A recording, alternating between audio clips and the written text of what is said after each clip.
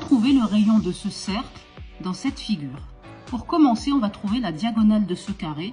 On va l'appeler petit a et on va faire le théorème de Pythagore dans ce triangle rectangle en sachant que le côté qui est là, il mesure 2, donc 2 au carré, plus le côté qui est là, c'est cette longueur-là, donc ça mesure aussi 2, donc plus 2 au carré, égale mon hypoténuse a au carré.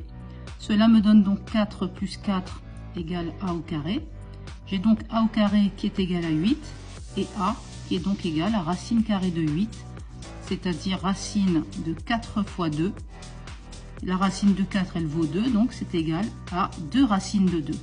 Donc ici, la diagonale de ce carré mesure 2 racines de 2. Alors malheureusement, ça ne va pas nous donner le rayon du cercle puisqu'on a un petit morceau ici qui dépasse. En tout cas, une chose est sûre, c'est que la grande diagonale est égale à 2 racines de 2 multiplié par 2. C'est-à-dire 4 racines de 2. D'accord? Alors ici, nous avons le rayon de notre cercle que l'on doit trouver. Et on va maintenant travailler dans ce carré. Tu peux constater que ce côté et ce côté sont encore des rayons de notre cercle. Et donc, je vais pouvoir appliquer le théorème de Pythagore dans ce triangle rectangle en sachant que ce côté-là, il a comme longueur aussi petit r. Et je voudrais déterminer la diagonale B.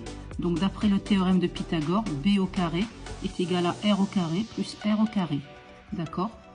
On a donc B au carré qui est égal à 2R au carré. Donc B est égal à la racine carrée de 2R au carré, ce qui nous fait racine de 2 fois R. Mais alors, notre grande diagonale mesurera 2 racines de 2 plus R plus racine de 2 fois R. D'accord? Et comme on a dit juste au-dessus que c'était égal à 4 racines de 2, on a donc comme équation 2 racines de 2 plus R plus racine de 2 R égale 4 racines de 2. On va donc résoudre cette équation et nous allons trouver le rayon R. Donc ici, je vais avoir R plus racine de 2R égale 4 racines de 2 moins 2 racines de 2, c'est-à-dire R plus racine de 2R égale 2 racines de 2. Je vais ensuite factoriser par R, je vais donc avoir R facteur de 1 plus racine de 2 égale 2 racines de 2. Et enfin, je vais pouvoir avoir R égale 2 racines de 2 divisé par 1 plus racine de 2. Voici la valeur exacte de mon rayon.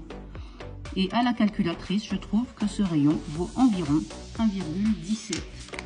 Voilà donc le rayon du cercle dans cette figure, 1,17. Est-ce que tu as compris ce raisonnement? Il n'est pas facile, n'est-ce pas? Laisse un petit commentaire et n'oublie pas de t'abonner.